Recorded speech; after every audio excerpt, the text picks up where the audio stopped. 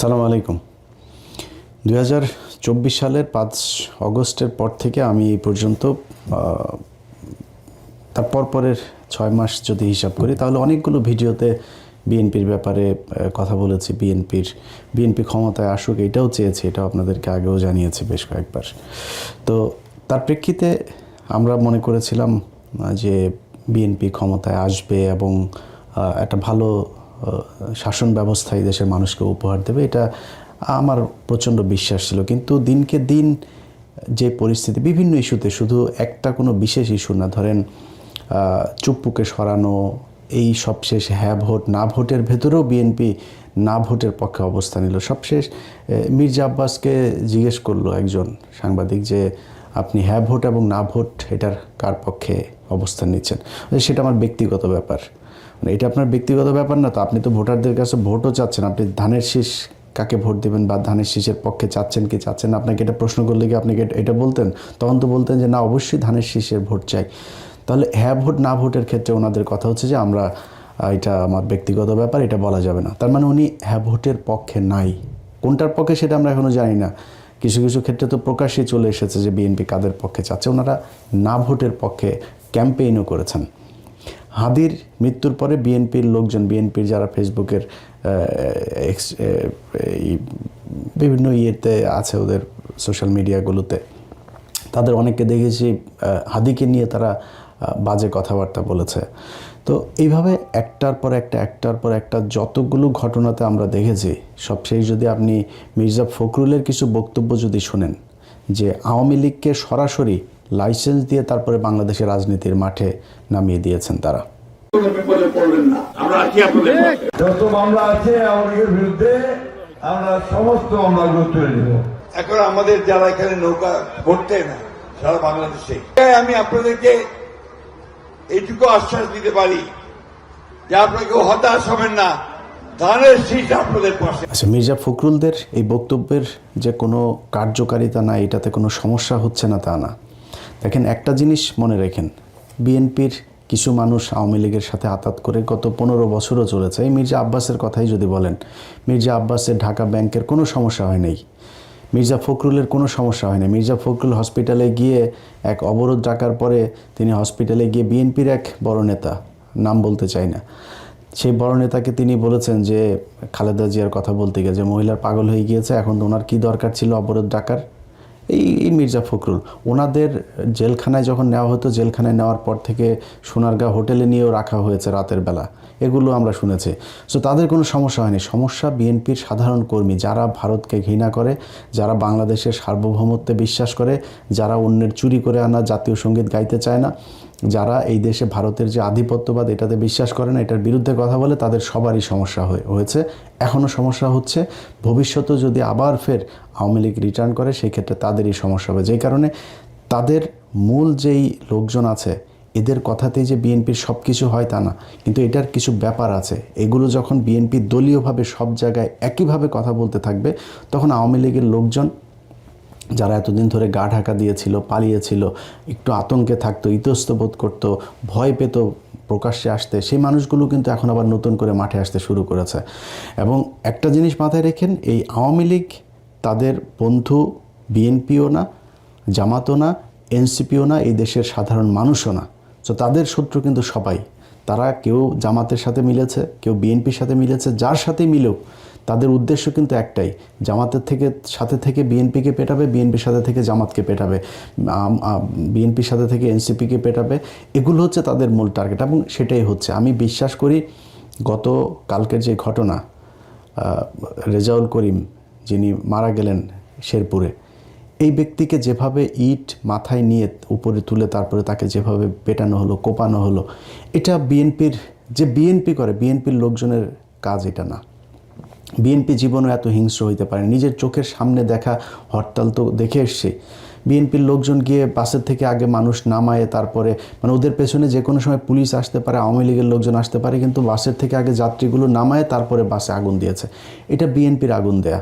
আর আওয়ামী লীগের আগুন দেয়া কোনটা? মানুষকে বাসের ভেতরে রেখে গান পাউডার দিয়ে মারা। এটা সেই আজকে থেকে না, সেই 1996-এর আগে থেকে তারা এগুলো শুরু করেছে। এখনও তারা এগুলো সারা জীবন তারা এগুলোই করবে। প্রতিটা এলাকায় আপনি আওয়ামী লীগের লোকজনগুলোকে আলাদা বাছাই করতে পারবেন খুব ইজিলি। সবচাইতে খারাপ, জঘন্য, হিংস্র এগুলো হচ্ছে আওয়ামী লীগ করে। সো সেই মানুষগুলোকে আপনারা দলে নিয়ে নিয়েছেন। নেওয়ার কারণে কি হলো, এই যে রেজাউল করিমের যে ঘটনাটা ঘটলো, এটা সেটার একটা প্রেক্ষিত। আমি এটার বাইরে কোনো কিছু মনে করি না। গত কয়েকদিনে জামাত ইসলামের অনেক মানুষই তো আছেন যে জামাত ইসলামের কেন নারীদেরকে কেন সামনে রাখা হয় না, নারীদেরকে নির্বাচন করতে দেওয়া হয় নাই কেন, নারীদেরকে বাইরে আসতে দেওয়া হয় না কেন, এটার বিরুদ্ধে কেন জামাতে, নারীদের বিরুদ্ধে যারা এই অধিকারের কথা যারা বলে, সেই মানুষগুলোর একজন ক্যান্ডিডেট হওয়া তো বহু পরের কথা, একজন সাধারণ কর্মী হিসাবে মানুষের বাড়িতে বাড়িতে গিয়ে তারপরে তাদেরকে দাওয়াত দিচ্ছে, তাদেরকে ভোট চাচ্ছে। এইটার জন্য তাদের শরীর থেকে ওড়না খুলে ফেলা হয়েছে, হিজাব খুলে ফেলা হয়েছে, তারপরে পেটে লাথি মারা হয়েছে। এই পর্যন্ত 2টা ভিডিও আমার চোখে পড়েছে।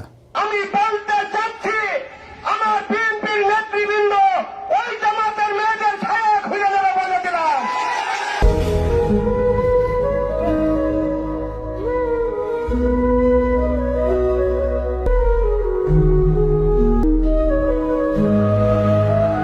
আচ্ছা, এখন এই বেশিরভাগ ক্ষেত্রে এই যে মহিলাদের উপরে যে নির্যাতনগুলো, যে এই কী বলবো আক্রমণগুলো হচ্ছে না, এগুলোকে জায়েজ করার জন্য তারা একটা নতুন জিনিস বানিয়েছে। সেটা হচ্ছে যে এই মহিলারা নাকি গিয়ে জান্নাতের টিকিট বিক্রি করে, এই জন্য তাদেরকে মারতে হবে।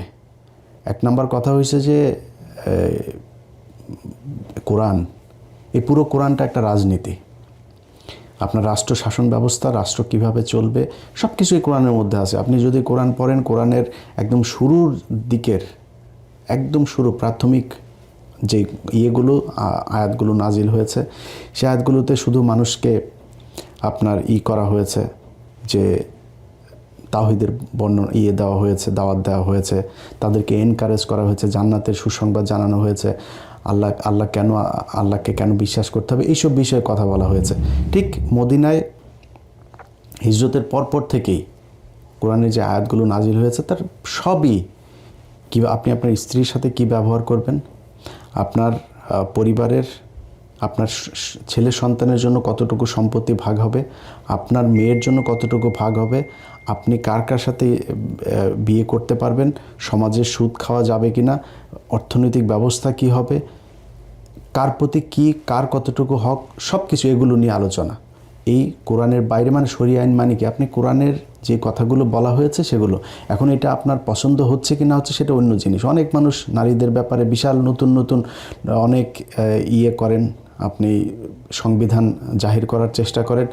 পৃথিবীর ভেতরে, কোরআনের ভেতরে আপনাকে নারীর যে অধিকার দেওয়া হয়েছে, যদি নারীরা আসলে জানতো যে কোরআনে তাকে কি কি বলা হয়েছে, তার কতটুকু অধিকার, এটা জানলে সে পরের দিন থেকে তারা না খায় বলতো যে কোরআনে যেটা বলেছে আমরা সেটা চাই। এখন ভাই, আমার বাংলাদেশে কয়দিন আগে মসজিদে নামাজ পড়তে পারতো না, ওয়াজ মাহফিল করতে পারতো না, সেই অবস্থা থেকে রাতারাতি বিশাল কিছু হয়ে যাবে, এটা আমরা বিশ্বাস করি না। যেই কারণে এই শরিয়া আইন হইতে হবে না হইতে হবে এটা নিয়ে এই বিতর্কে যাচ্ছে না। কিন্তু আপনি যদি মনে করেন যে কোরআন একদিকে, ধর্ম একদিকে, রাজনীতি একদিকে, এটা মিথ্যা কথা।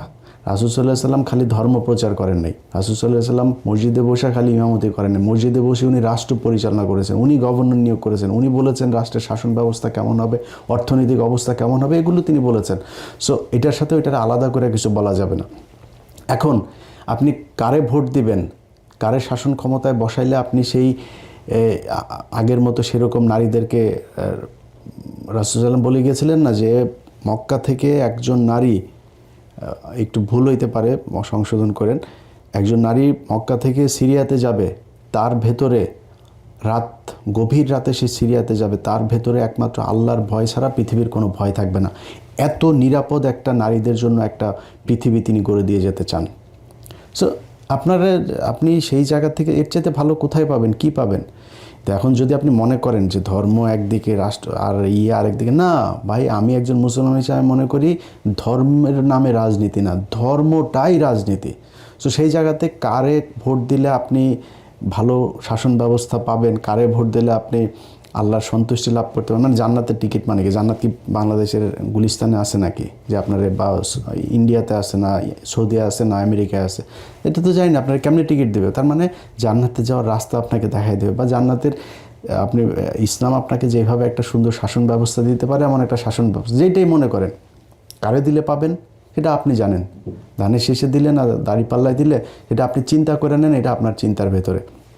কিন্তু আমি যদি এইটাকে বাদ রেখে যদি বলি যে জান্নাতের টিকিট বিক্রি করার এই কথা বলার কারণে জামাত ইসলামের কাউকে নির্বাচনী প্রচারণায় বাধা দেওয়া হবে, কোনো নারীর পেটে লাথি মারা এটা জায়েজ হবে, তাহলে চলেন আমরা বিএনপির পক্ষ থেকে কতজন এই পর্যন্ত জান্নাতের টিকিট বিক্রি করেছে সেটাও একটু শুনি। দোজখের মালিক আল্লাহ, বেহেশতের মালিক আল্লাহ, এই পৃথিবীর মালিক আল্লাহ, কাবার মালিক আল্লাহ। আরে ভাই, যেটার মালিক আল্লাহ সেটা কি অন্য কেউ দেওয়ার ক্ষমতা রাখে? রাখে না। তাহলে কি দাঁড়ালো? দলের সমাজকে শান্ত রাখার জন্য জিয়া রহমান কি করেছেন? তার সময় খালেদা জিয়া কি করেছেন? তোমরা নয়, বরং শহীদ জিয়ার দল বলেই ব্যস্ত যেতে পারবে। আমরা ধানের শীষে ভোট দিলে আমরা জান্নাত পাবো, এটা আমরা বলতে পারি। বেগম খালেদা জান্নাত উচ্চারণ করবে, মুখটা পবিত্র হয়ে যাবে। প্রেসিডেন্টের উত্তরসূরি তারেক রহমান, তার নাম উচ্চারণ করতে হবে, উর্দু করে করবে। হাতে করা দল ধানের শীষে ভোট দিলে আপনারা অবশ্যই জান্নাতুল ফেরদৌস আশা করতে পারেন। শহীদ রাষ্ট্রপতি জিয়া রহমানের নাম নিয়ে প্রতিদিন ব্যস্ত দিচ্ছে।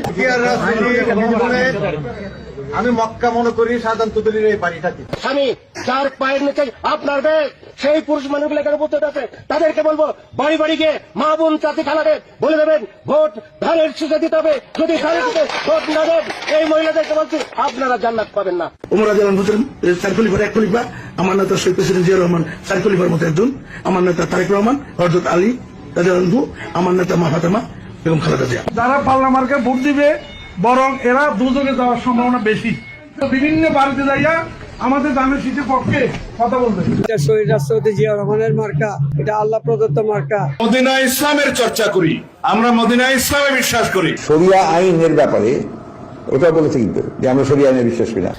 আচ্ছা, এগুলি এই যে জান্নাতের টিকিট বিক্রি করে তারপরে অনেক কথাবার্তা তারা বলেছে, এইভাবে করেও তাদের যখন কিনা দেখলো যে না হচ্ছে না, তো দিন দিন অবস্থা ভয়ঙ্কর দিকে যাচ্ছে, তখন তারা শুরু করলো কি আপনার নতুন করে মানুষের হাতে পায়ে ধরে কান্নাকাটি শুরু করলো।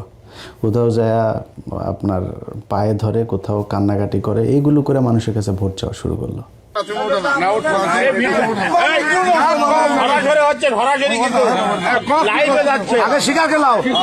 আমাদের সাথে ধানের শীষের পক্ষে আছেন কিনা, বাবু চেয়ারম্যানের মতো লোক ভারত বসে ধানের শীষের পক্ষে আছেন কিনা সেটা কও না, উঠা নয়, আগে শুধু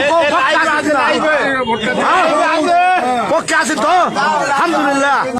আচ্ছা, এগুলি কান্নাকাটি করেও যখন ভোট পাবে বলে মানুষের কাছ থেকে কথাবার্তা শুনে, ধরেন ভোট যখন চাইতে যায় রাস্তায়, তখন তো নিশ্চয়ই মানুষের তাকানো দেখলেই কিন্তু বোঝা যায় যে সে আমারে ভোট দিবে না আমারে দেখে কতটুকু সন্তুষ্ট হইলো, এটা বোঝা যায়। তো এটা তো তারা রাস্তাঘাটে বুঝে, এবং তাদের কিন্তু কিছু জরিপ টরিপও, এই গোয়েন্দা সংস্থা সহ তাদের নিজস্ব কিছু জরিপেও আমরা কিন্তু এগুলো রেজাল্ট শুনছি। পরিস্থিতি খুব একটা ভালো না, বিএনপির জন্য খুব একটা সুখকর না। আমরা চেয়েছিলাম বিএনপি ক্ষমতায় আসুক, তারা সেই মাঠ নিজেরা নিজেদের চাঁদাবাজি, দখলবাজি, মানুষের উপরে অত্যাচার, মামলা বাণিজ্য এসব করে তারপরে তারা এই ভোট নষ্ট করেছে। তো পরে কি করলো, এখন নতুন করে তারা যেটা শুরু করেছে একটা মিথ্যাচার। সেই আওয়ামী লীগ যেই স্টাইলে আপনার রাজনীতি করত, প্রতিটা জায়গায় বিএনপি তাদের এই আওয়ামী লীগের অবস্থানটা নিয়ে আমরা এই কালকে আপনারা দেখেছেন যে এক জায়গায় বলছে যে জামাতের একজন নেতা তিনি টাকা দিতে গিয়েছেন, তাকে সহই ভিডিও করা হয়েছে, টাকা দিতে গিয়েছেন ভদ্রলোক, এই লোকটা আসলে ওইখানে দেখলো সব এদের লোকজন ওইখানে তারা একটা বিপদে ফেলার জন্য করছে, সে চুপচাপ করে চলে আসছে। পেছনে থেকে অনেকগুলো লোক একসাথে এইভাবে টাকা বের করে দেখাচ্ছে যে এই যে তারা হচ্ছে গিয়ে টাকা দিতে যাচ্ছিল, তারা টাকা নেয়নি। তো আমি ভিডিওটা প্রথম দেখাই না, আমি একটু অবাক হলাম যে বাংলাদেশে এত ভালো মানুষ হয়ে গিয়েছে যে তাদেরকে টাকা দিচ্ছে, আর সবাই এসে সেই টাকা নিয়ে এসে এরপরে আর সবগুলো মানুষ একই সাথে, ধরেন জামাত যদি কাউকে টাকা দেবে গোপনে গিয়ে ঘরে গিয়ে আর টাকা দেবে হচ্ছে রাতের বেলা, যেটা আমাদের দেশে আমরা বিভিন্ন সময় দেখেছি। এই টাকা দেওয়ার রাজনীতি তো বহুদিন ধরে চলছে। তারা রাতে গিয়ে টাকা দিয়ে আসবে, দিনের বেলায় টাকা দিচ্ছে, আর সব মানুষকে একসাথ করে তারপরে তারা এইভাবে টাকা দিচ্ছে। অবাক হইলাম। পরে জানা গেল কি ওইখানে ইউনিয়ন যুব দলের নেতা একজন আর স্বেচ্ছাসেবক দলের নেতা একজন। এই দুইজন সেইখানে থেকে এই ওদের নিজেদের, এবং সেখানে তারা যে তাদের হাতে টাকা দিচ্ছে সেটাও আবার এই ভিডিওতে দেখা গেছে। যে টাকা দিচ্ছে সে হলো ইউনিয়ন যুব দলের একজন নেতা। সে টাকা দিয়ে তারপরে এই জামাতের লোকটা এসছে ওদের এলাকাতে, যেখানে ধরেন বিএনপির ভোট আছে একটু বেশি ওদের এলাকার ভেতরে, সেখানে তারা ওইভাবে পেয়ে তারপরে এইভাবে নাজেহাল করলো। সে ভিডিওটা আপনারা দেখেছেন। আচ্ছা, এরপরে মেহেরপুরে জামাতের এক নেতা, তো ওইখানে বাংলা এডিশনের আবার জেলা প্রতিনিধি ছিল, সে ওই ইভেন্ট ম্যানেজমেন্ট এইসবের কাজ করে। এখন এদেরকে গাড়ির ভেতরে ধরে তারপরে বানাইলো কি, বিএনপির কিছু এই সাংবাদিক আছে, এগুলো নিয়ে প্রথম আলো এগুলোর সব নিয়ে তারপরে তারা বানাইলো এরা হচ্ছে গিয়ে দেশীয় অস্ত্রশস্ত্র নিয়ে যাচ্ছিল বিএনপি ক্যান্ডিডেটের সাথে।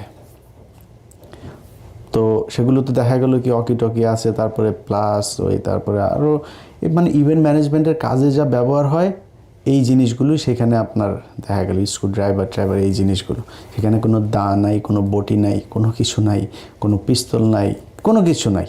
সেটারে বানানো হলো যে এটা হচ্ছে অস্ত্রশস্ত্র নিয়ে তারপরে যাচ্ছে।